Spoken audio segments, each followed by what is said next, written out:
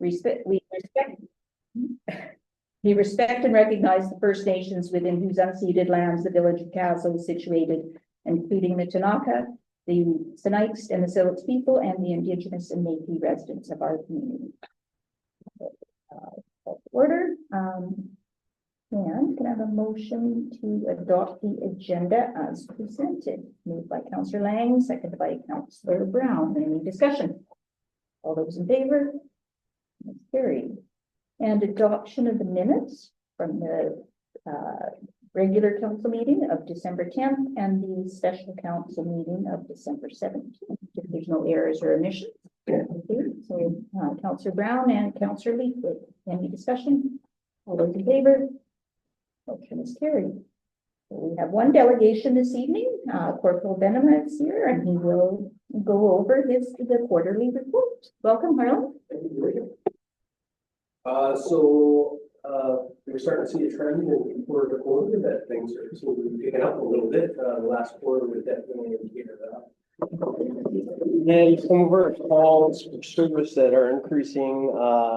One of area of note is we went from 13 in 2023 to 25 mental health calls, and again we broke it down from specifically Kaslo, south of Kaslo, and north of Kaslo, and particularly south of Kaslo, response times are very time consuming. Of course, again with the whole drive through Coffee Creek and winter road conditions.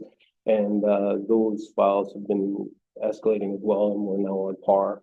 So pretty much majority of our time is now either traveling or down south of Coffee Creek specifically. So other than that, it's a trend that we're cognizant of, and yeah, mediating it as best we can. So of course there's some demands from that area for more of a presence. So we're trying to do that as well. So and Constable Wilson has gotten his transfer. He'll be going over to Kimberley. Yeah, again, a loss for us, but I can't start the candidacy process for his replacement until the paperwork for his transfer is completed. So that has been completed. So as of 48 hours ago, we're working on a replacement. So, and again, my email is any indicator of the interest. There's strong interest in Kaslo again. So, yeah.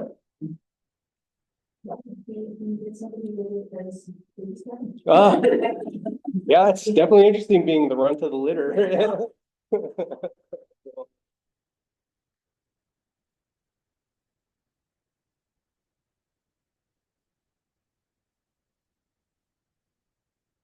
So what are factors that, allow us to get an extra member who would not rotate?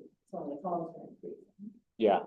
So I've been in discussions with my senior management, my middle management, our worker worship, and we've been collaborating. I drafted a pretty detailed letter to our senior management outlining the advantages to us as police officers in just the ability for us to even have some unfettered time off. Like what we're going into a situation where we're back down to 2 again, and that happens frequently in a 3-man detachment. So if we could keep it at 3 consistently, which apparently to keep it at 3 consistently you need 4, because guys like vacation, we need courses for junior guys to go on, and so we definitely see a strong advantage of it, and I think we've gotten support from senior management. So the only problem is that our vacancy rates throughout the province are so high. So we got to get more members interested in becoming police, and that's something that we're working at the national level. But we're trying to get recruits. So hopefully we get there.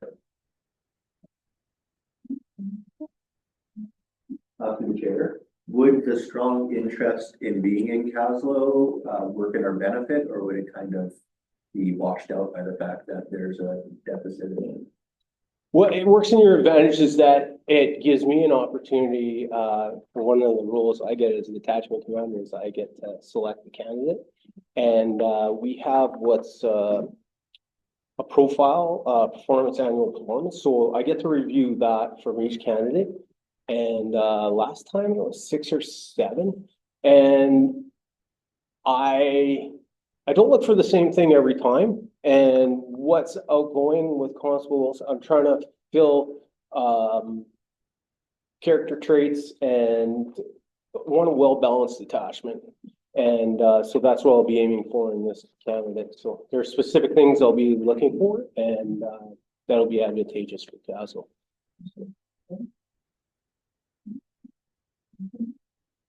And I'll just add specifically things I'm looking for in their skill set as a police officer, but also their community involvements and things like that. Like that's huge as well. So Definitely, we've had some members who they fit in well, but their family maybe hasn't fit in as well, so they didn't stay as long as. absolutely. I found it ironic when I first got here, and there was a anecdotal story, but there was a member that was like, "How did you go to Kaslo so isolated?" And I was like, coming from Nunavut, Northwest Territories, I was like, "Really?" But I think that that stigma is slowly wearing off, and people are really, our membership are starting to realize the life balance that Kaslo offers police officers, because there's some areas that are not so much offering that life balance. So, and you can go back into those if you want to pick things back up again. And a lot of guys, they just need the balance, I guess. So.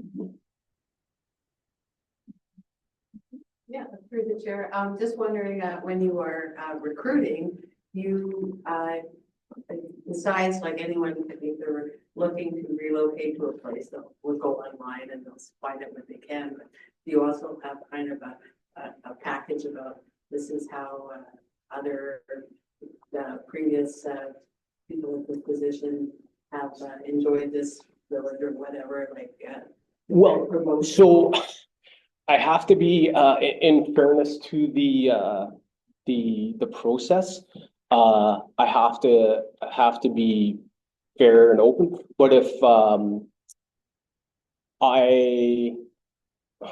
a good way of putting this?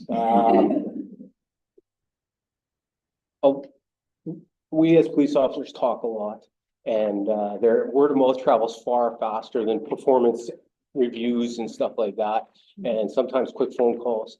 And I can tell right out, like I explain what I enjoy about Kaslo, and usually that's a common, like basically the way the email that I just got, a guy just wanted a quick, and I was just like, Kaslo offers both the summer lifestyle that you want in the Kootenays, but the winter lifestyle as well. There is no reason I see, or my wife sees, to leave Kaslo, because we can have staycations here and do everything. So that seems to respond well with the guys. And like I said, I don't have to advertise. So I've already had numerous interested parties. And so.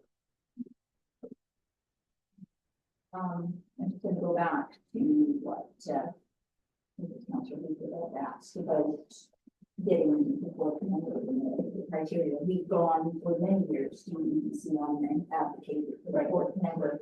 This past year was the first year that we actually got any traction on that. And I don't know why, but it was. You know, not to interrupt your worship, but also I have never seen it. But again, but like when we spoke with you, I've never seen a letter of support from that level of senior manager. That's about as high as I've ever seen it. So that's a good, strong indicator. All right. Well, thank you very much. All right. And Yes, thank you very much. Have a good evening. Bye.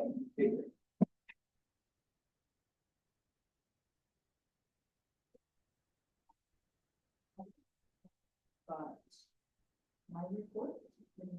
questions on that? It was written quite a while ago. So, yeah, it's been a month. And so there was a lot on the regional district meeting, the resolutions that were passed at that, and FCM meetings. Any questions? We move on.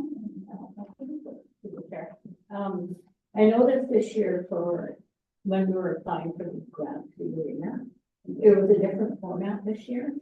And so I just wondered if it changed the service level or that financial level, or because it was a totally different process to apply than what we have in the past. It was in some ways, yeah.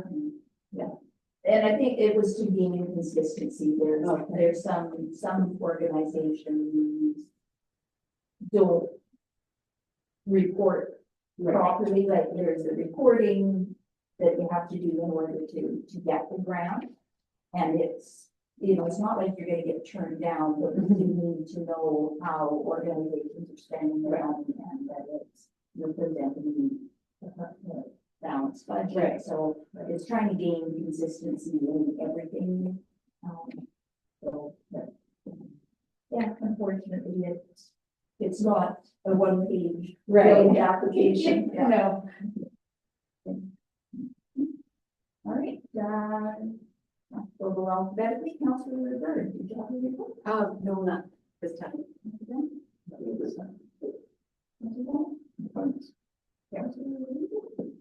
I just wanted to report that we applied for this craft hockey bill contest for the arena. And if we win, we can get $250,000 for upgrades to the arena and an NHL hockey game. So, yeah, so, it doesn't really matter the size of your community, it's how much passion you have for the arena. So I've set up a page on the arena Facebook and the community web. People can register and tell stories. And, years ago, we did that with the water sports and we won $25,000. So encouraging everybody that you play hockey, skate, watch, just to support the arena from that time. And you might meet your favorite NHL player. And that's something else. 14 down the road. Oh, well, thank you to our new CAO. He facilitated this deal with the city of Trail. They gave us their Zamboni. And we used that Zamboni a couple of years ago when we sent our, and it's really good shape. The staff at the arena love it. They actually like it better than our current machine. So that was a real bonus because the cost to replace the Olympia is, we did look into it last year, it's going to be well over $100,000. Again, community support for our arena. So thank you to It was part of the negotiation. yeah, That's a movie. yeah.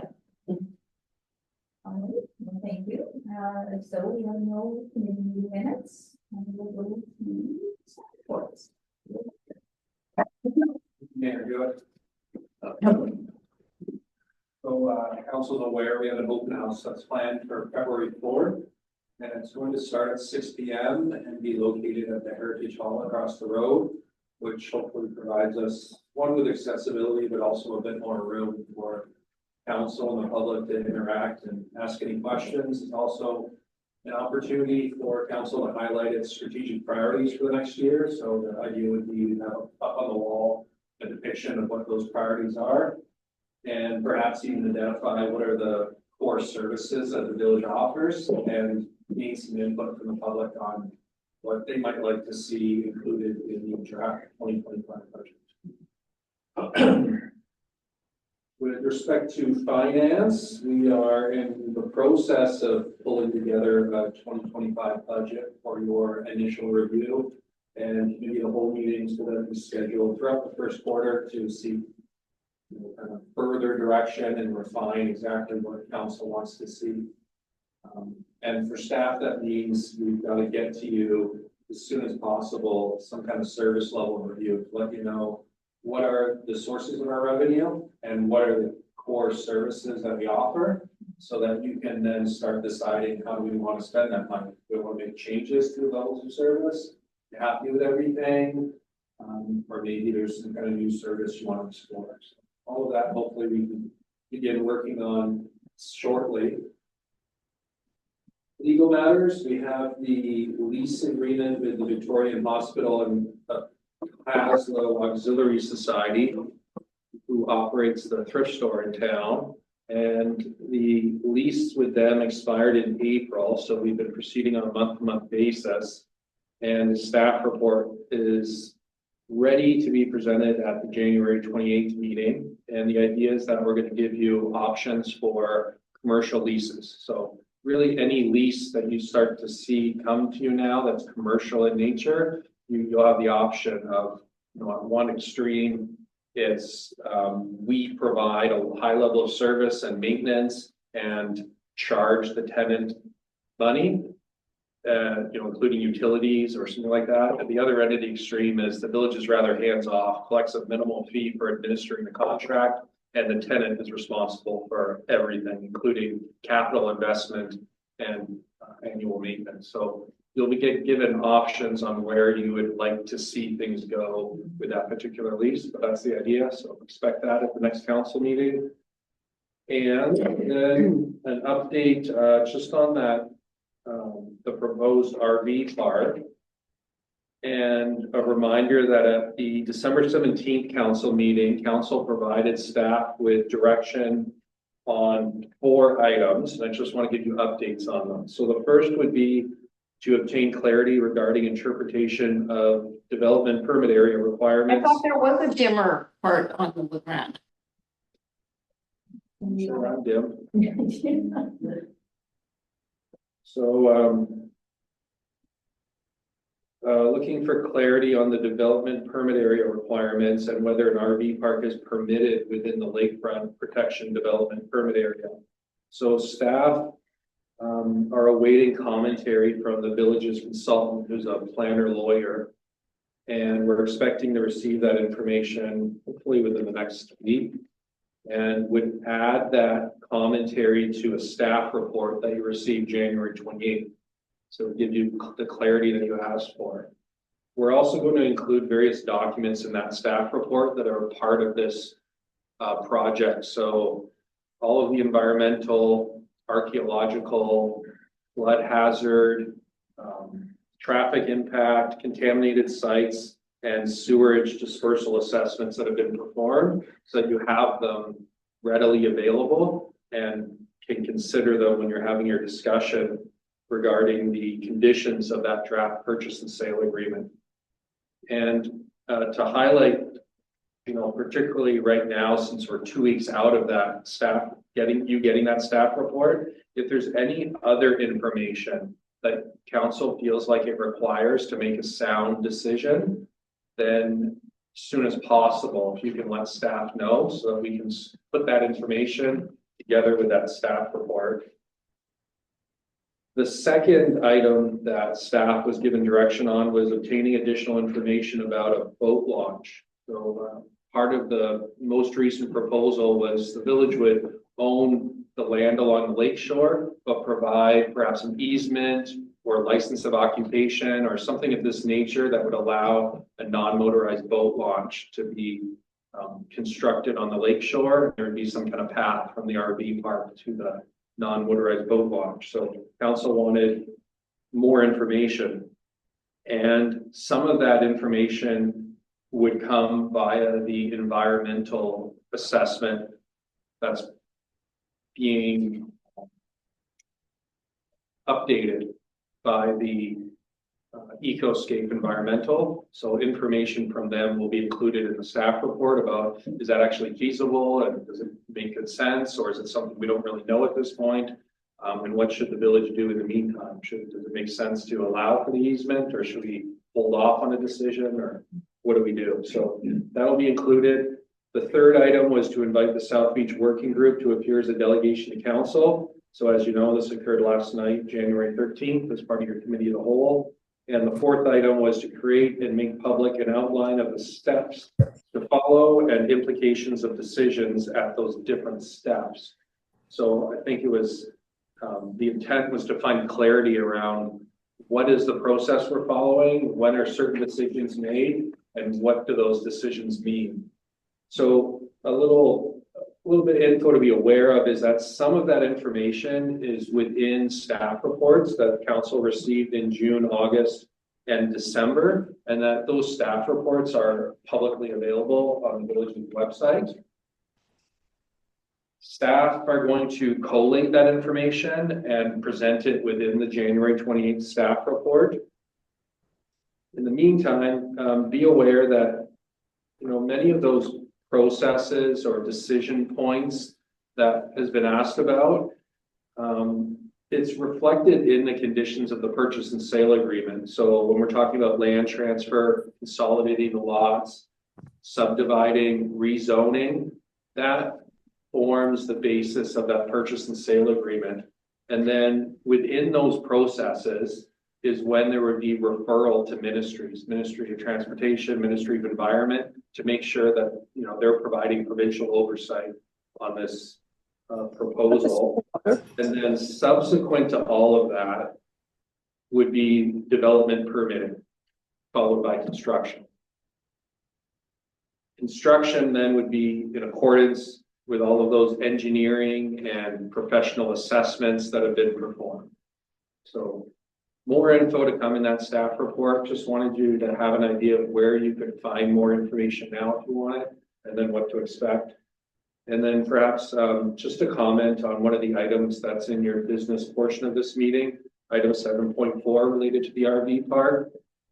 The reason that it's included as an agenda item is that council, as you know, chose to postpone a decision at their December 17th meeting, postpone it to today's meeting.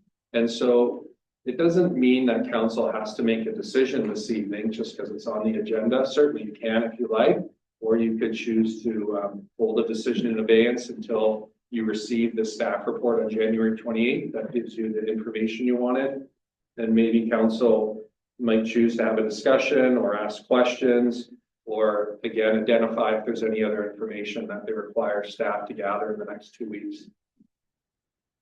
And then the last two items to give you an update on. One is Winter in the Forest, which is February 16th to 17th. And that public works staff have already begun moving snow to prepare for the event. And the last one would be the Esso lot downtown. Then the agreement between the village and them to use that land has been renewed for 3 years. That term was the term that they requested, 3 years rather than a shorter and longer one. Thank you, Mayor. Okay, thank you. Are there any questions for CAOB on this report? Councilor Berry. Through the chair, this is actually not on the report, but there are some questions that I realized that you've been working on, and I just wondered, where it's going, like the active transportation plan, wondering where that's going. There was a village risk management a report that we expected to see in the last quarter. I'm just wondering about that. And also about the Watt Consulting review of street safety and signage. Wondering where that's at as well. Through the chair, so I had hoped to give you a capital projects type update as part of this CAO report. Time slipped away.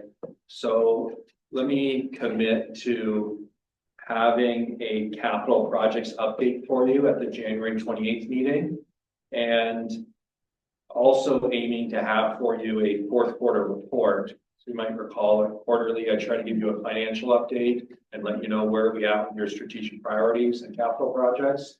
So hopefully I can answer all of above and beyond the questions you just asked January 28th, but give you an update right now on the three you pointed out. So the active transportation network plan, there was public consultation in December, and they're finalizing part of it in January.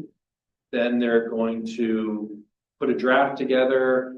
And the goal is, I believe, by the end of March to have a final document to run by council and make sure that you're good with it all. So that's moving along nicely and would be completed within the grant term. The risk management report, I believe that might have been presented to council as an in-camera item, if it's the one that would have come from the Municipal Insurance Association. So you might have received it in the fourth quarter. Oh. My bad. No, all good. And then the streets, so the street sign and road markings report was received by staff in the fourth quarter, and you're probably going to be introduced to it through budget conversations, because there's recommendations or improvements where ICBC gives us the signs for free, for example, but we would have to pay for the labor. And so it'll probably come up within those budget discussions on what are the recommendations for 2025. Did I answer those questions? Okay. And now I recall the MIABC report. All right, Councillor Leafwood. The chair. Maybe this is a better in the discussion later on about the South Beach. I know we have a lawyer consultant, but it seems like there's a lot of controversy and questions about the OCP. So I'm just wondering, is there a law firm that is kind of specific to those types of things that would be? I mean, I don't know how municipal lawyers work, but there must be specialty lawyers that deal with things like that. Yeah, through the chair. Thank you, Councillor Leithwood. So back in the spring, when staff needed to dive into this and we didn't have the expertise internally, we were looking for a planner. But what quickly came to the surface was that, they were kind of the ones that we were able to get access to because of all of this legislation for housing that's come out. They're all busy. And so the ones we were able to get access to had rather limited expertise and didn't really fit what we needed for this RV park proposal. But, staff go to these courses, and one of the instructors was a planner in their past life and then became a lawyer. And so they're extremely well versed in planning, and they're now a lawyer. And so we were able to use them as our planner / lawyer to work us through this process. So a lot of the information that's contained in the staff reports is guidance that's been received from that planner lawyer, and is the one that helped us figure out what's the mechanism we should use to help pull together zoning application, environmental conditions, flood hazard assessments. Like, what do we do to not have these things all separate and we're dealing with them at different times or down the road or whatever? How do we pull it all together in some kind of mechanism to get it all identified up front? What's the deal between the village and the developer? And so that mechanism, they helped us pull that mechanism together, which we're now calling the purchase and sale agreement. So I'd say what we can do in the upcoming staff report is maybe kind of reiterate that and identify what parts have we used the lawyer to help us with so far. And then further to that, know that the commentary that we're seeking to put in that staff report with respect to the development permit areas is coming from that planner lawyer.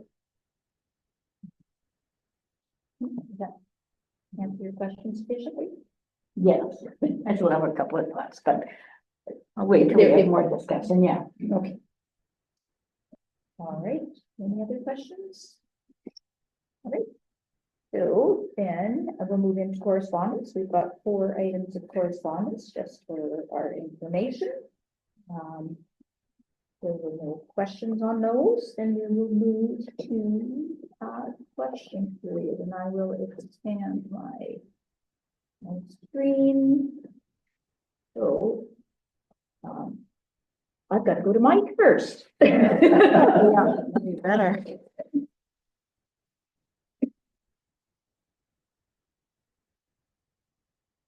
Unless he dropped off the screen. I'm not seeing the hand. There we go. Thank you very much, Mayor, No. council members, staff members for taking the time, taking the questions. Realize you've got some real tough decisions to make. And I don't want to, I've got 8 bullets I'd like to share with you. The first 3, please understand that it's not to educate you, it's to hopefully educate anybody else who's observing, because you will already be aware of what's going on. But I'm going to start by saying last summer, the RDCK awarded a $235,000 contract to undertake a growth management planning analysis, which includes Kaslo. The project's aim is to identify key areas for targeted growth that is socially, economically, and environmentally sustainable. Recommendations from this analysis are due June the 12th, 2025. I'm sure you're all aware of that. Others may not be. That's why I'm sharing it. Given the complexity and the controversial nature of this South Beach proposal, and given the relevance of, or what I believe to be the relevance of this analysis, and the significant amount of taxpayers' money that is being spent on this analysis, do you think it would be prudent and responsible for the village of Kaslo to postpone a decision until they can consider the recommendations of this analysis that I just described? I understand hearing that there's already been a postponement from December 17th till tonight. And other information you're waiting on is going to be certainly available prior to June the 12th, 2025. But I'll circle back, however, to what I believe is the relevance of this specific analysis, and what I was told by the planner who basically let the contract. $235,000 may not seem like a lot of money, but as was described to me by this RDCK planner, she told me it was an incredibly huge amount of money relative to the amount of money that is normally spent on planning of this nature. So I'll back to my question is, does the village of Kaslo believe as representatives that it would be prudent and responsible to wait until the outcome of this analysis can be considered? Thank you. Baker, I believe you had a discussion with RDCK staff on that in the late fall. Yes? Yeah, yes. Yeah. Do you want me to comment? Yes, please. Thank you, Mayor Hewitt. So I believe it's called the Regional and Local Community Needs Project. And I wouldn't say I'm extremely well versed in it, but I think it would be, I'd have to look into whether it is, how applicable that project would be to specifically what's going on with this proposed RV park development. I can't comment right now on how applicable it would be, but if council feels like that's relevant, then perhaps, through discussion this evening, when it comes to that business item, feel free to provide direction to staff to add commentary in that staff report.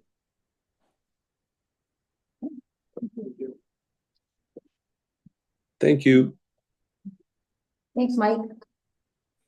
All right, so I'll go to one in the room, and It's my understanding that a purchase and sale agreement is the instrument council has been advised to use for its review of GP's proposal.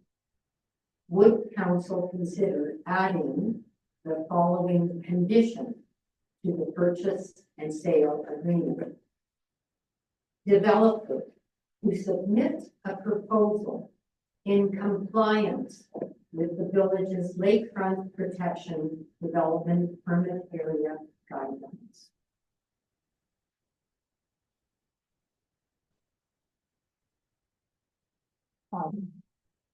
well, I guess it's recorded, so you can pick it up.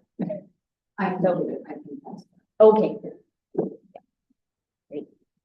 Erica, do you want to grab that? And then, Oh, yes. Kathy.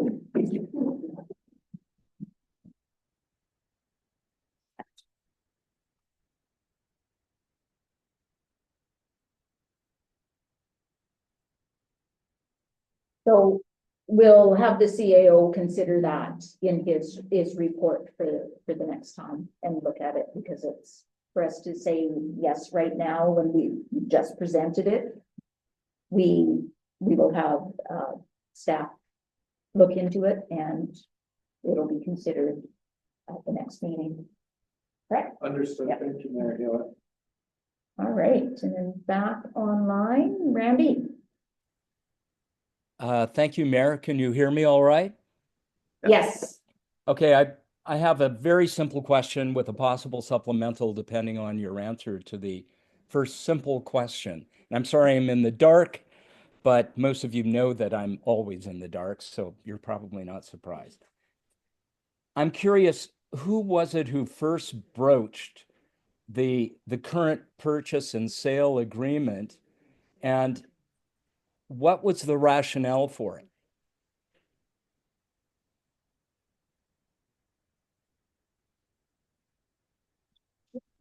Thank you, Mayor Hewitt. So,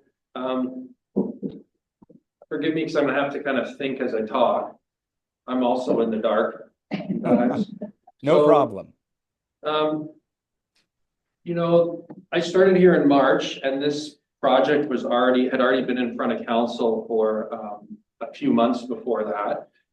Notably, I think in October, November, October, council first got to take a look at it. And then it was, I think, the end of November that the public information session occurred.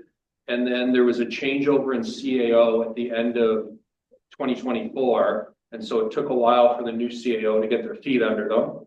And the commentary or the talk that was going around at that time was, hey, we have this zoning application that's come forward, but considering the zoning application in isolation from the project as a whole didn't seem right. And so staff was tasked with finding a way to make sure that the zoning and the possible land transfer and any of the other moving parts that would be part of the proposal were, you know, being considered by council at the same time and all in one. So I know that for the public and perhaps even council right now, it seems like things are still a little disjointed and there's things that we deal with later versus, you know, we're talking about land transfer right now to the purchase and sale. But the idea was that we put it together and consolidate all of those things and look at them through the lens of one agreement, which is called the purchase and sale agreement. So the verbiage for the purchase and sale agreement, you know, that term, it probably started coming up around July, August, when the village engaged this planner, now lawyer, who helped us put the purchase and sale agreement together. That said, there's probably another history to it. You know, the village has worked with other lawyers before that and received guidance well before it ever got to that point. So there might have been a bit of an evolution, but to answer your question, what broached the agreement? The fact that it didn't seem to make sense for council to consider the zoning in isolation from the project as a whole. We needed to put it together somehow. Does that kind of answer your question, Mr. Morris? Well, yes, I hear what you're saying, but that leads me to my quick supplemental, if I may, Mayor. Yep. In light of the CIO's answer, I was in attendance, of course, at the meeting last night, and I'm going to call you Robert. I know you're the CAO. If I heard you correctly last night, Robert, you said at one point toward the end of that meeting that council has yet to take the OCP into account when determining ultimately how to proceed on this matter.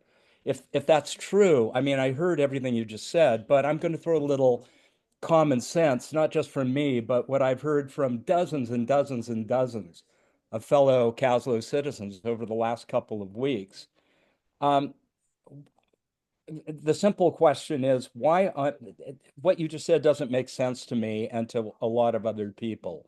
It seems as though this insistence on going ahead to move forward with the purchase and sale agreement without first having really tackled all the implications, many of them legal, embedded in the OCP, seems like putting the cart before the horse while letting the horse out of the barn.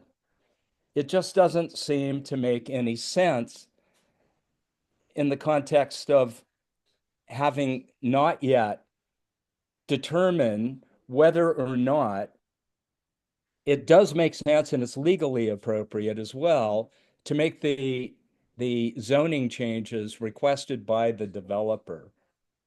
So what's your response to that?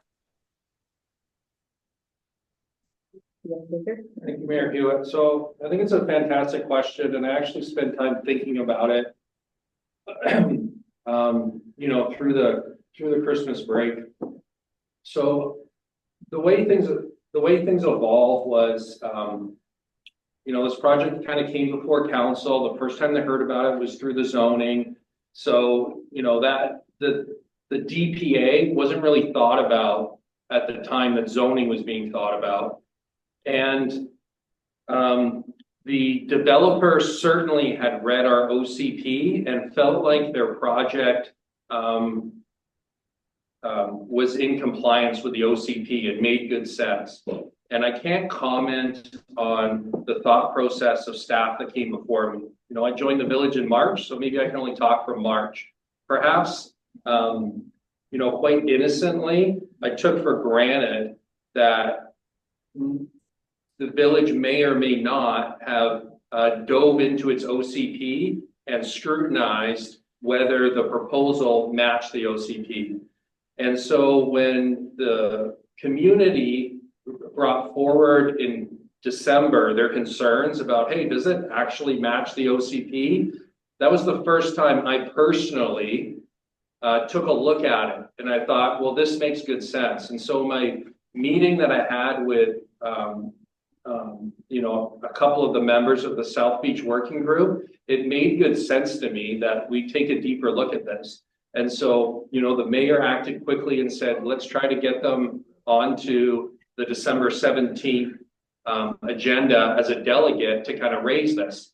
And it didn't work out, but there was an opportunity for me as a staff member to make sure it was included in that staff report and identify that, hey, this is a point maybe we should take a look at. And that's when council has now chimed in and said, yes, we want staff to go away and get clarification on whether it's possible to have this within our DPA. So that would be my answer is, wasn't something that I personally looked at until it was brought to my attention, and perhaps took it for granted that it had already been taken into consideration when it was first brought forward to the village. And then, and further to that, perhaps the reason why it sneaked through the cracks is because the actual DPA application process falls outside of the concentration of the purchase and sale agreement. And so as Ms. Malik's kind of pointed out, hey, should we include the DPA as a condition somehow within this purchase and sale agreement? I get the essence of it. It's the same as what the point you're making now. And I don't disagree with it. I think it makes good sense. I think council agrees with it. That's why direction was provided to staff and why we're hoping to get clarity on January 28th. So I'm hoping we're making it right by following this process of listening to the community and answering their concerns and following council's direction. Does that help? It's very helpful, thank you. It doesn't totally answer all of my questions, but it goes some ways towards doing that. Thanks for your candor. I appreciate it. Thank you. Okay. So I've got Jim online and Mary Jill in the room, so I'll go to you and then that will be it. Because that's over 10 minutes. Please tell them, I'll make it as quick as I can. It's a very basic question. I could not get in on the link last night, so maybe it's already been answered. But I remember Mr. Scarlett in the meeting on December 17th, speaking of the scales of the maps. There's a lot of assessments that seem to be coming in, a lot of different people making the assessments. I would like to ask the council and mayor if you could make a template with a scale with a map of South Beach. I would like contour lines, high water, like water levels, water table levels. So that when someone comes in and does some kind of environmental assessment, they're using exactly the same scale, exactly the same template. So that you yourselves making decisions and us citizens can see where all the boundaries are. The boundaries seem to move on the scale. That's it. There's another time left for the next, for Jim. Great, that's my own question. Very simple, very basic, but if you easy. What are your thoughts, is that, I believe the South Beach Working Group had somebody who's already done that work, or some form of that work? Was that Marie-Ange has done the contour map and But with to the have it scale? imposed on every other assessment coming in, because everyone's a marketer, every photographer, everything make a different beautiful thing. But if they all have the same identical template and scale. It's Okay, can I clarify? Are you saying for the whole community or just for that parcel? Oh, no, for just South Beach. And Okay. just any assessment coming in, that when they say, this is where crickets live, we can tell exactly where crickets live actually. And you would know the elevation, the water table, where the cricket is. It's very basic. I'm not trying to complicate it. I just Okay. want to make it. Well, I'll let the CAO take that under advisement and see whether that's something that, we're not going to provide you an answer, right? No, that's fine. Yeah. I think I'll update it. I don't think it's taking time. All right, Jim.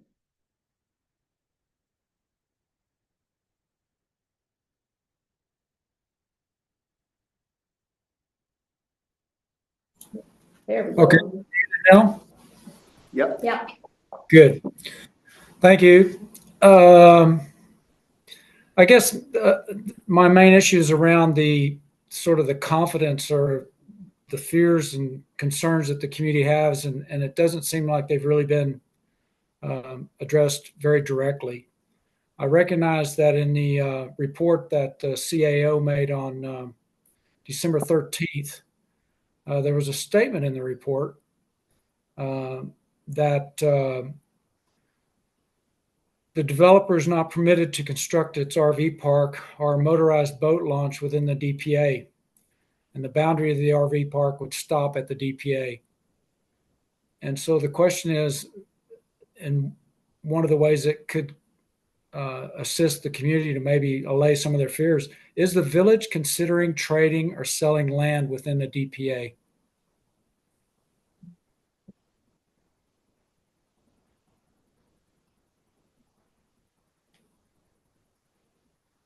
Mayor Hewitt and Mr. Holland. So there's road allowances that the village owns that are within the DPA. And there's a land exchange being proposed that would give the village ownership of all of the land within the riparian area for the river and the lake shore. On the lake shore specifically, it's 15 meters was the proposal. So to answer your question, yes, there is a village owns land and the proposal is for there to be a land exchange. A land exchange, because I'm pretty certain without, well, okay, so the short answer is yes, it's some land, but does that cover the entire DPA or just portions along the waterfronts? Chair, sorry, say again, does the village's land encompass the entire DPA? No.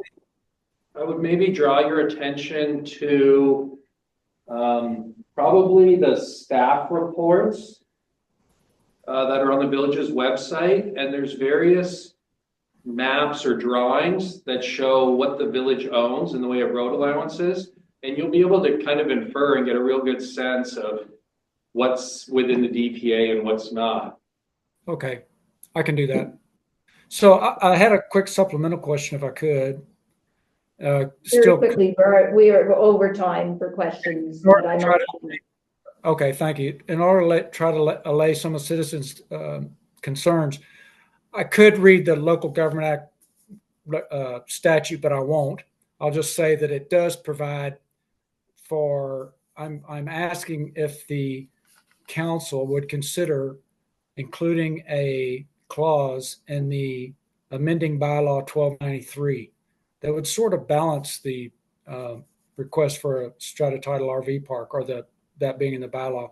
And so the bylaw wording would be, and this is pulled from this is just pulled and rejigged to fit the Village of Kaslo, but it's authorized by the Local Government Act.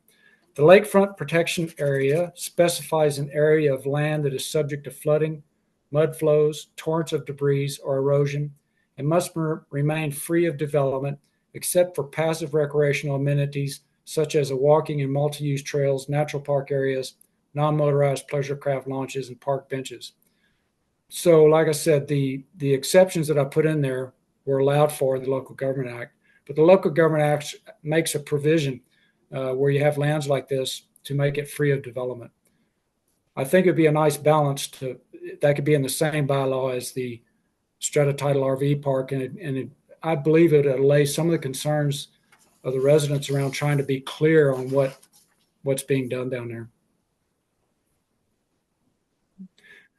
If you like, I could send you the wording, but I think it's not that complicated. You guys must know what I'm getting at.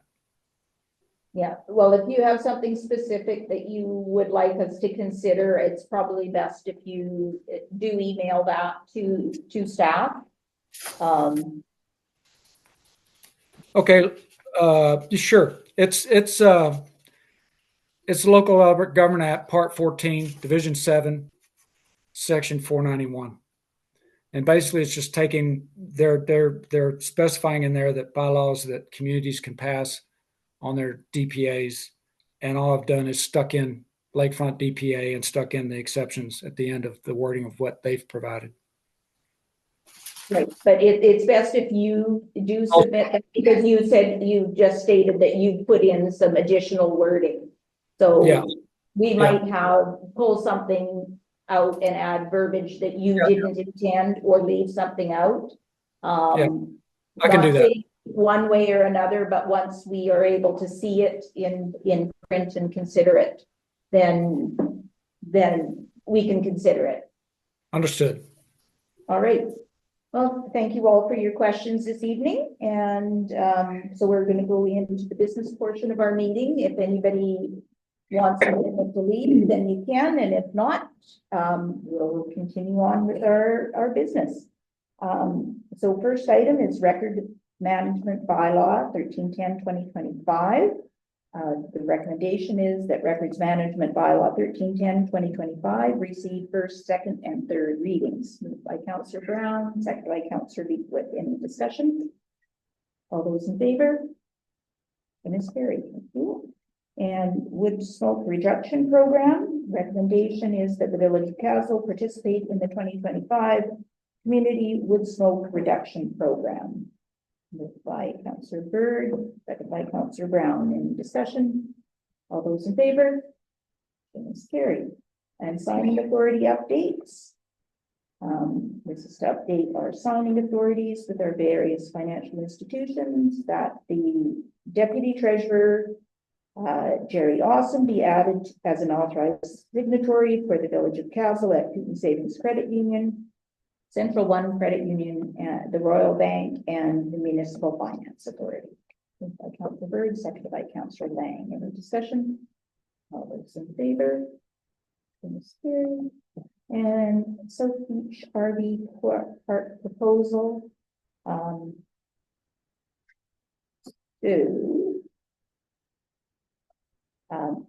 Before I read the recommendation, are there any additional items that council wanted to put before the CAO because this is a motion to refer it to the next meeting. So we want to deal with this before the referral motion, which we can only discuss that. Councillor Brown.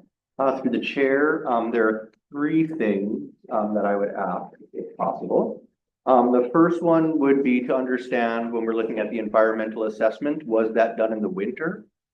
Is that standard and acceptable practice when we're looking at flora and fauna consideration?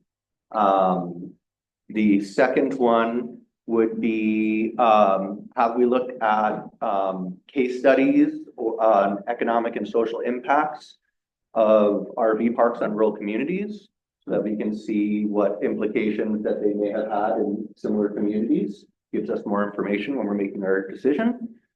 And then the third one would be in recognition of what was said today, in that we have a lawyer who we've been working with who has understanding of land planning as well. And in recognition of what Councillor Leithwood said, would we be able to obtain a second opinion now that we are further from the housing legislation that caused such difficulty to find a lawyer?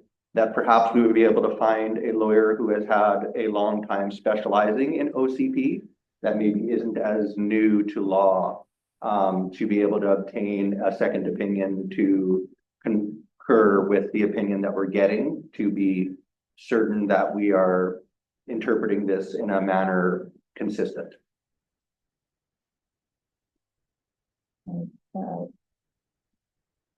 Baker, I will actually ask you what your thoughts are, particularly on the last point. The other questions can, if you want to tackle those as well. Okay. I know that they're not specifically meant as questions for you, but we need to understand them if we're, as a council, going to agree to have those put forward. So the environmental assessment being done in the winter. Thank you, Mayor Hewitt. So what I can do is have a conversation with the environmental professional that performed the report and ask them just to provide some commentary, you know, to the time of year, that kind of thing. So I'll have a conversation with them and then include some commentary in the staff report. And the second topic you raised was the economic and social impacts of RV parks on communities. And so I don't, you know, if council would like a, you know, to hire a consultant to look into this, then certainly feel free to provide that direction to staff. The cost of which at this time, I don't have an estimate on what that would be. You know, $5 grand, $7,500 or something, which would be at the cost of the village. I don't think it's something we could necessarily require of the developer. I think it's something that kind of serves council's purpose. There might be information online that could be used anecdotally, but I'm sure, you know, you have to, how much time does council want staff to spend on this? And two, how much weight does council think they would actually put on it? If it's not specific to Kaslo or specific to our region, it's just, this is what I found on the internet, and then council kind of gets to decide. So I think we just need clarity on what council wants on number 2 for economic and social impact studies. And then the third one, with respect to a second opinion of a lawyer, you know, from my perspective, the amount of money that's already been spent on the lawyer we are using, who's a professional and is not new to law in any regard. They're highly regarded, and we're fortunate that they chose to take this on. And I think it appealed to them, one, because we're a small community and typically they deal with big cities. And two, it's an interesting situation to be in, and they took it on. So I have a tremendous amount of faith in the lawyer who we're using. And I don't think that the cost that the village would incur, you know, $10,000 to have them to review this and give their opinion would necessarily provide the kind of value that council needs at this time. For clarity around item 2, I'm not suggesting that we go online and start doing random studies. I'm talking. I know in some of the documents that we were given, BC Rural had experience with certain communities that were of similar size that also had proposed RV parks. So I suppose, to be clear, I would suggest looking at rural areas, communities that are around our size, and that we wouldn't necessarily hire a consultant as opposed to go to organizations that like BC Rural or organizations that are similar to that may have already done these studies, so that we can just benefit from some of the work that's already been done, as opposed to going out and trying to do these studies ourselves.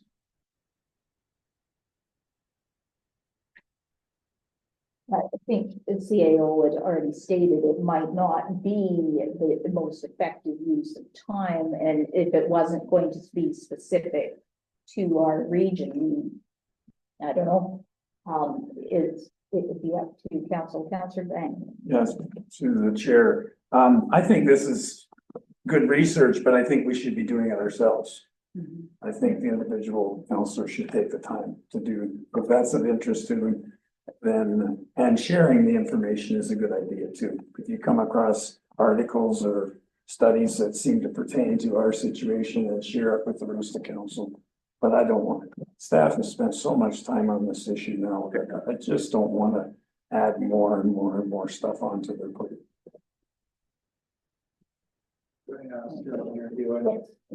You know, if council does come across information that they believe is pertinent, then perhaps if you can, aside from sharing it with council, obviously, send it to staff, and then we can include it in the January 28th meeting, and then it's publicly available and everyone knows what we're referring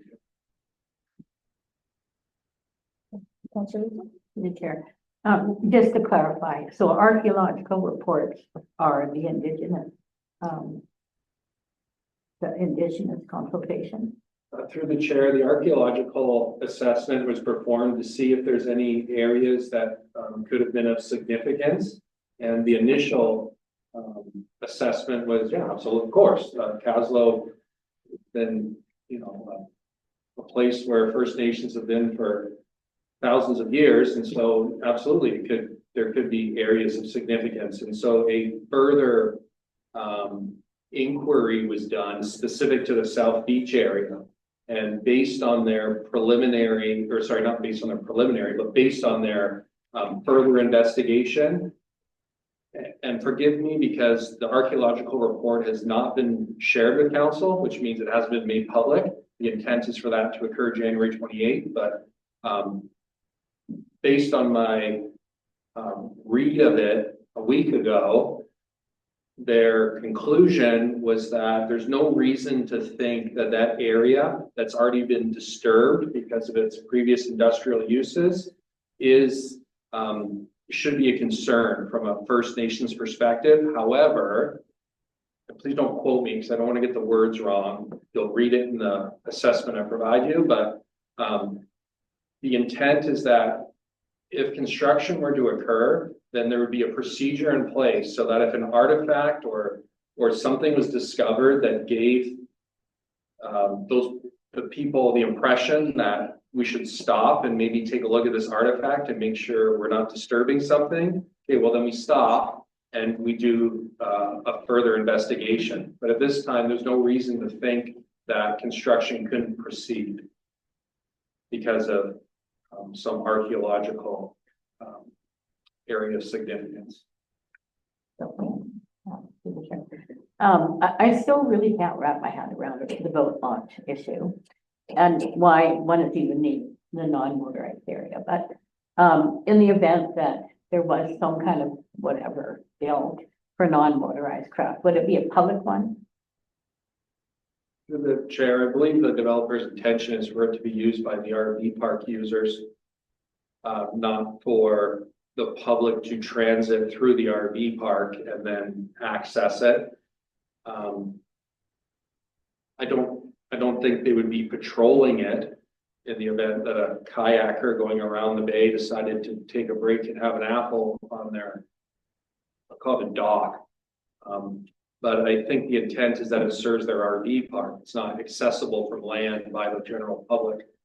And maybe just to add a little further commentary, there's so many hoops that the developer would have to jump through in order to make it happen. Not simply, of course, with the village or environmentally, but the province is going to have their hands on this. They're the ones that ultimately, through their ministries, would approve construction that goes into the water. And so it's possible for a non-motorized boat launch or dock to be constructed, but it's nowhere near guaranteed. There's a lot of work and a lot of hoops to jump through.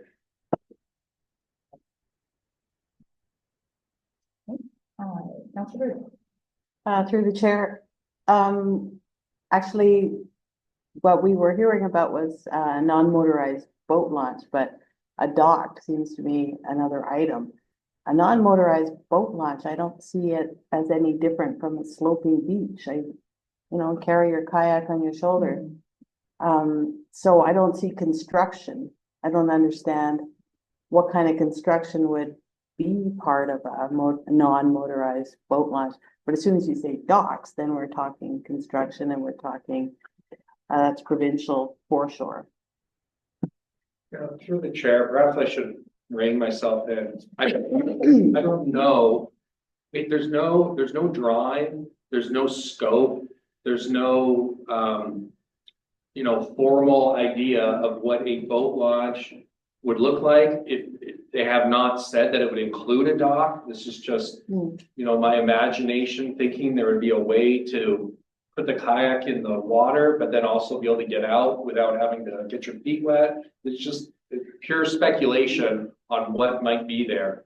And the developer has not given any information to us or, to my knowledge, the environmental consultant on what it might look like. And so it's their request to allow a way from the RV park to the lake so that they could have this boat launch. It's simply an idea. They're willing to give the village, or the community, basically the entire lake shore, this 30 meters. And they're happy to do it. They just want to make sure that they would be able to, their park users would be able to get through to put their kayaks or canoes in the water and perhaps have a facility there to facilitate it, a launch or a dock or whatever they decide they come up with. So I'm going to ask you a question for clarification. Agreeing to an easement by no means guarantees that any kind of launch can actually be constructed, right? It gives them the option if all other approvals are gained through the various the other levels of bureaucracy that they would have to go through, right? That's true. So I think, and when you were mentioning regarding construction, you're talking them as we, not we as the village. Correct. The developer. The developer would be responsible for all of that. Councillor Brandon. To the chair. As the foreshore is public, is it necessary for them to have an access easement as they would be able to access it as any public member would with their boat? They wouldn't need permission to go from the proposed RV park to the lake as that area between would be public. So I guess I don't quite understand what the necessity for them to have an easement through that would be, as it is owned by the public and anyone could use that to bring their boat to the lake. Through the chair, I think when council said we want the lake shore. We don't want 7 meters, we want whatever, I think 15 meters. And forgive me if I misspoke a few minutes ago. We want all of it. And they were, they obliged. You can naturally just imagine them going, okay, that's fine. We had envisioned this non-motorized boat launch. How do we make that happen? And if it's going to be constructed, it's possible that maybe it's crown land. I don't know, or maybe they have to talk to the village about, hey, there's, to make it work. Some of it kind of needs to be on the village land somehow. And so I'd say the intent is more of is there some way that the village would help us make this boat launch idea happen? And they want to talk about it up front rather than assuming it'll all work out and we'll be friends in nice 2 years when they actually get to doing it. So I'd say, what I would encourage council to do is kind of focus on the idea of it. Would council be open to the idea of them having a boat launch there? And if it makes sense for it to be in the form of an easement or license of occupation or any of the other forms of permission that we would give, is council open to that? Keeping in mind that in order to proceed with a purchase and sale agreement, it doesn't necessarily mean that we need to have identified what the mechanism is now. It means that before everything is finalized, we'll try to figure out what the mechanism is and deal with these details. But I think, I would just take away from it is council open to the idea.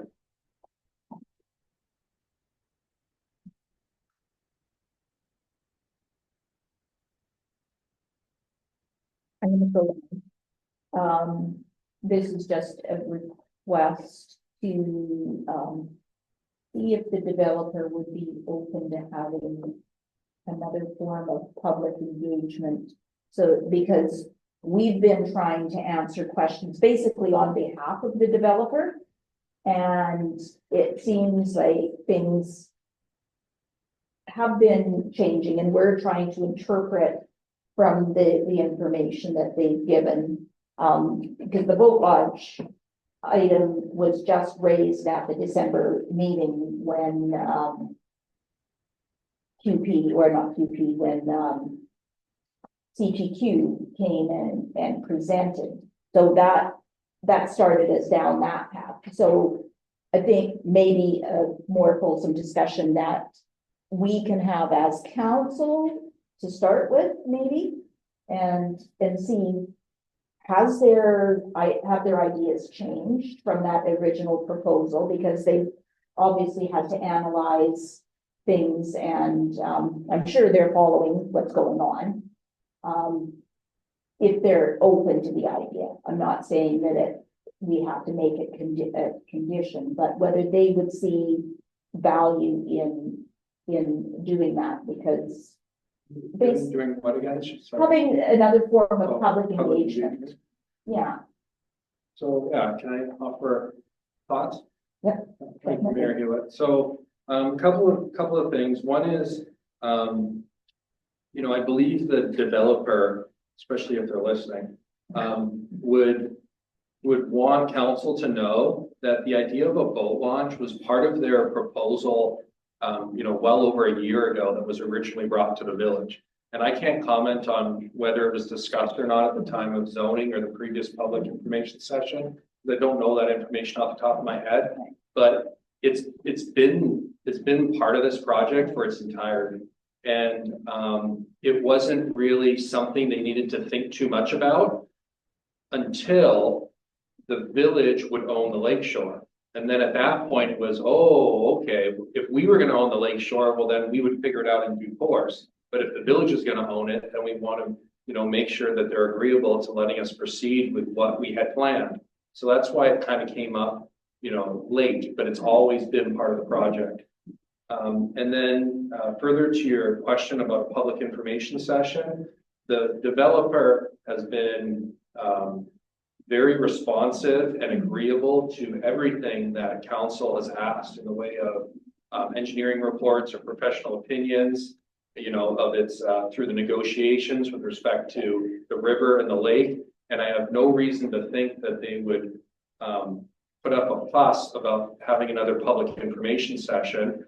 What I would ask council, is what is the intention? What are you trying to get out of it? Typically, public information sessions are to provide information to the public and prompt feedback or input from the public to help guide council's decisions. And so what information is council hoping to get out of another public information session that they don't feel like they've received over the last year from the public already?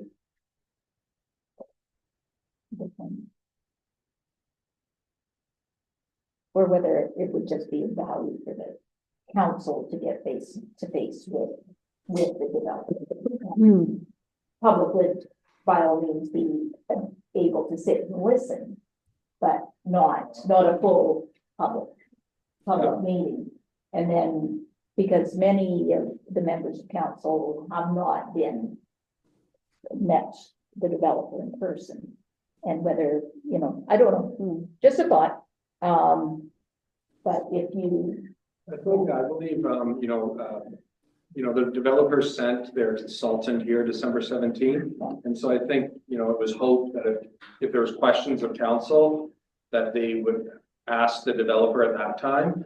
That said, if there's questions that council has that you feel like are lingering or, are still out there, then if you bring them up at this meeting or email them to staff, then we will get you those answers directly from the developer or their consultant. Councillor Bird. Through the chair, picking up on your point about it being a little bit opaque as time goes on about what the proponent is actually proposing. That because obviously in the last year his ideas have changed and we've had to adapt, and the critical one that we've had to adapt to kind of lately was this strata idea. So when it had originally been a campground, and then it was, well, a campground with RVs, maybe some tents, and then it became, okay, I'm interested, I'm speaking on for him, I'm interested in having strata. That's really what my goal is. And this is completely different. Yeah. Sorry. This kind of happened to me. I felt like that was we had to react kind of quickly to that one, and that became part of this whole purchase and sale and the 50 meters shoreline. But is there any rights that the village has to impose that yes, you can or cannot convert your property to strata title? Through the chair, a couple of comments. So the wish for the development to be Bearland Strata has been with this project for its entirety. That was always on the table and had been presented by the developer to the village in the beginning. And so admittedly, council might not have been very well aware of it. Certainly it might not have come up during the zoning discussion because that was just zoning. It wasn't the whole project. And then when in August, we started to put the framework of a purchase and sale agreement together. And we didn't include the Bearland Strata at that time because the village was keen to get its conditions into the agreement. And then one of the key people from the developer's consulting team went on vacation. While they were away, staff asked a question of the other key members of their consulting team. What are you planning to do with the Bearland Strata? I remember reading it, in his old planning reports. What's the idea there? And it was do we need to know right now? Yeah, we talked about it. We thought about it. Maybe we, do we need to give you a hard answer right now? And so from staff, our answer was, okay, maybe we don't need a hard answer right now. Maybe it doesn't need to be in this original draft of the purchase and sale agreement. Then council had the opportunity to meet on site with the consulting team who were missing that key person who was on vacation, right? And the next day, a meeting between staff and the developer occurred, and it was, oh, no, we need that Bearland Strata in there that we had originally talked about. That's not something we can leave out. We want it to be a part of it, and we want council to know about it up front, so there's no surprises. Okay, let's make sure it's in that purchase and sale agreement then. So whatever the next staff report would have been, which I think is probably October, that's when council would have become very well aware that the Bearland Strata is a condition of the purchase and sale agreement.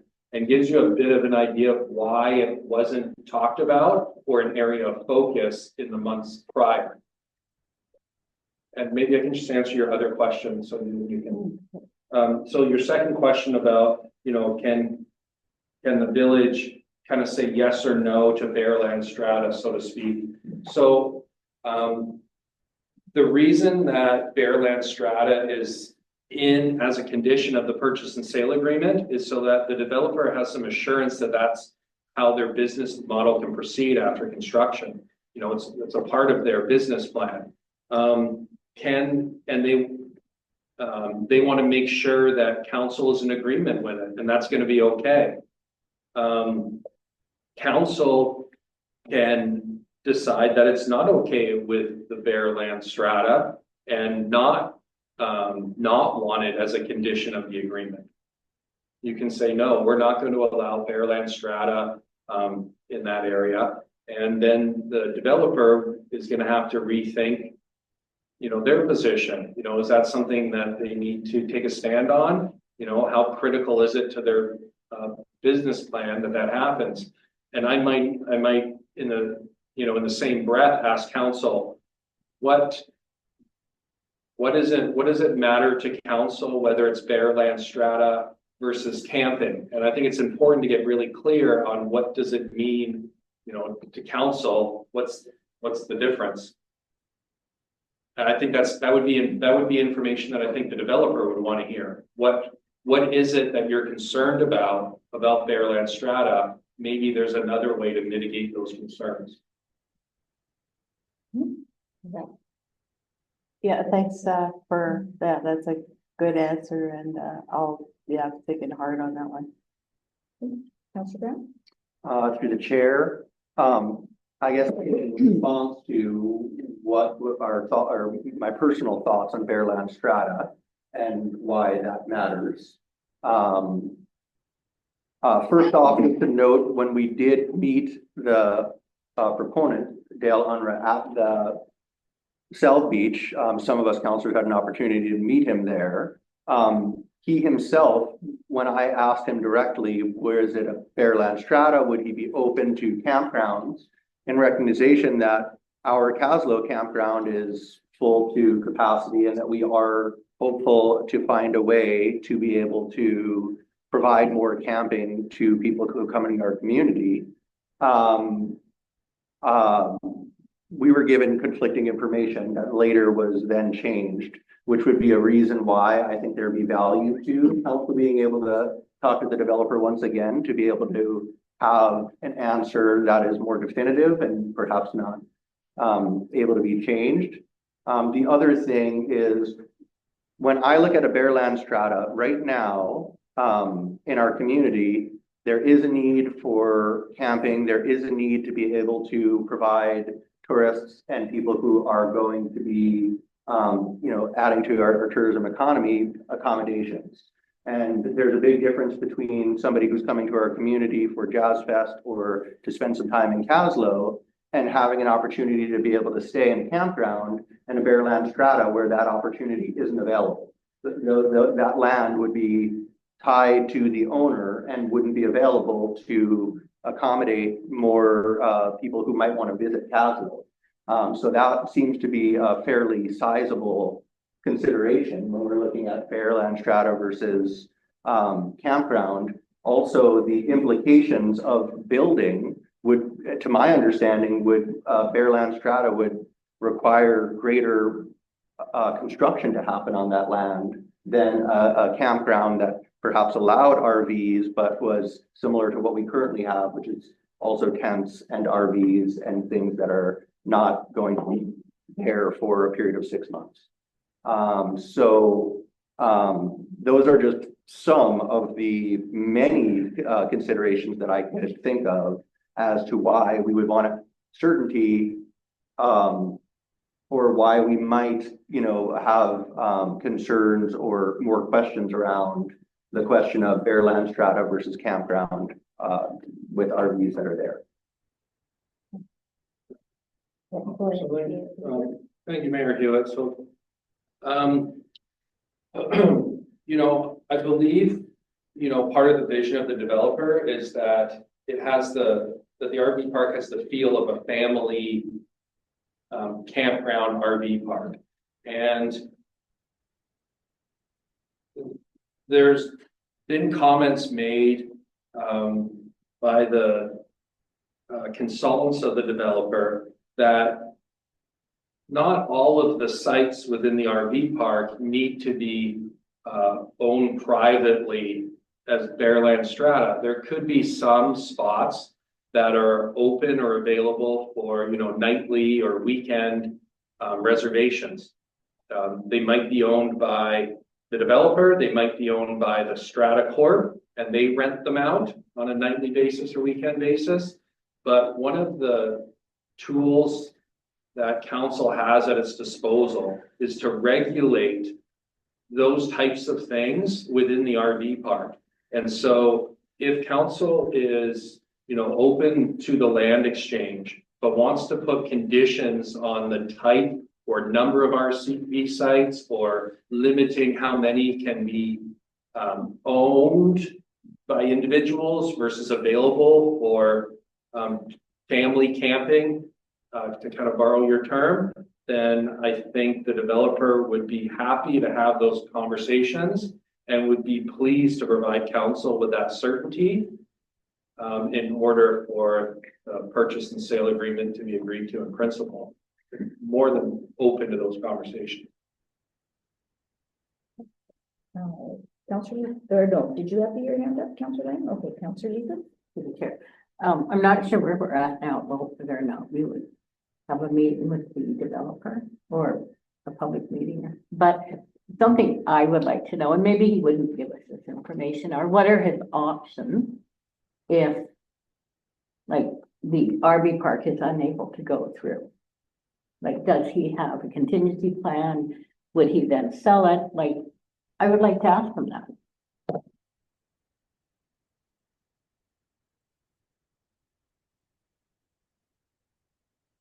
Well, I guess if we make a resolution to ask to have the CAO reach out and ask for a meeting, then the CAO have staff have to reach out and ask for a meeting because we're telling them to.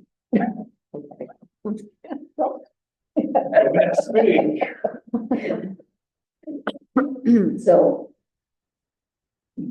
that's all I'm going to say. Councillor Lang. Yeah, through the chair, I just think, I'm just concerned if we ask the proponent to meet with council, what kind of questions we're gonna ask and if they're suitable for an open meeting or not. So, I think if we'd have to give serious consideration to what kind of questions we're gonna ask if you're gonna do it in public, because we're still bound by conditions surrounding exchange of land and so on and so forth, so. Yeah, we'd have to censure ourselves during the meeting, so you wouldn't want to have two meetings. Councillor Brown. Through the chair, I just like to bring into open something that Councillor Bird had mentioned yesterday, if that's okay with you, surrounding, I think, an important aspect for council and for the public to understand is that as a council, we put great importance on the ability for the public to be able to access South Beach. Right now, we don't actually have legal access to South Beach, and this land transfer is the first time that we've been offered an opportunity to be able to have access along the river and that down to the lake. And that is something that we're weighing as well. Whereas if we were to turn this down, we may lose access to South Beach completely, we may not. But that is something that's really important to consider, that I'm considering, and I know that that's something that we talk about, that we feel that there is enormous benefit in being able to provide public access to South Beach for the first time, legally, for all of us to be able to use that. And that doesn't necessarily mean that, you know, a strata title RV park needs to be built there, but I think it's important to keep at the front of our minds at all time that the opportunity to be able to have legal access to South Beach for the first time in a very, very long time is actually a great benefit to the community. And is there a way that we can ensure that a land transfer went through to allow that while creating something that the developer and the community could be proud of.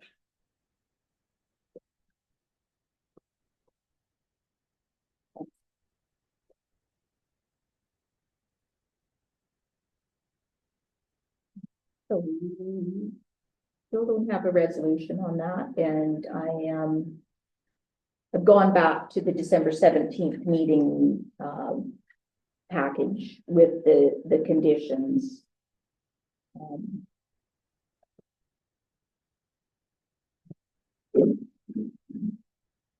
Councilor Brown? To the chair, I'm prepared to make a motion from the 17th that we place this decision in abeyance until the 28th meeting to give us an opportunity to review some of the documentation and recommendations from the lawyer and any other information that council deems necessary to be able to make this decision that we would ask of staff today. So do you want to just leave it as in abeyance, or do we need all the other verbiage? We don't. Okay. That just to explain make why. Good question about that. Yes. So the way that the recommendation is written is not specific to a date, because we all know that our best of intentions, like we're planning for the 28th, but if we all get vacuumed up by aliens on the 27th, it's gonna be a problem, right? So, so the way that I've worded it is that once those conditions are met, like staff is gonna gather that. So if you're all right with that. Okay, so I'll read it for the benefit of the public that a decision regarding the RV park proposal, conditions of purchase and sale agreement be deferred until the additional information identified by council at the 2024-12-17 special meeting can be presented. So moved by Councillor Brown, seconded by Councillor Leafwood. Any further discussion? All those in favor? Motion is carried. But I do have one further question. Have we seen a copy of bylaw 1298? It refers to a proposed bylaw 1298. So I believe that bylaw 1298 received first reading, and That we was know the other. What meeting was that? Just so we can look, refresh ourselves, because there could be some that would have questions. been in October of 2023, I believe. Oh, so it's that long ago? Yeah. Okay. All right, that's why I don't remember it. But I think that's the gist of it. Okay. And because it's only seen first reading, then amendments could be made. Everything is up in the Okay. air. All right. It's been introduced. Yeah. But that's That's it. Okay. Can I make a request that be circulated to council again, just because it has been over a year? It would be good to refresh our memories, and if we want to, because that is a condition of the sale, the purchase and sale agreement. And as we've indicated, please, if there's anything further, email it to staff well in advance so that they have time, not the day before. You know, don't get the agenda package on the Friday before and on a Monday say, I want to know this, when you know that it just doesn't happen like that because staff is busy with other work. So, all right, so that brings us to the end of the regular portion of the meeting. Now I need a correction to the motion to go. Oh, yes. So the correct motion would be referencing not section B, but section A Okay, of the community charter, or section 91A of the community charter, which relates to personal information about an identifiable individual who holds or is being considered for position as an officer, employee, or agent of the municipality, or another position appointed by the municipality. okay. So that in accordance with section 91A, which the corporate officer just read out, that part of a council meeting may be closed to the public if the subject matter is being considered relates to one of those items. And that persons other than council members and municipal officers be excluded from the meeting. Moved by Councillor Leafwood, seconded by Councillor Lang. Any discussion? All those in favor? Carried. All right. Thanks, everyone. We'll be, oh yeah, no, that's what I was gonna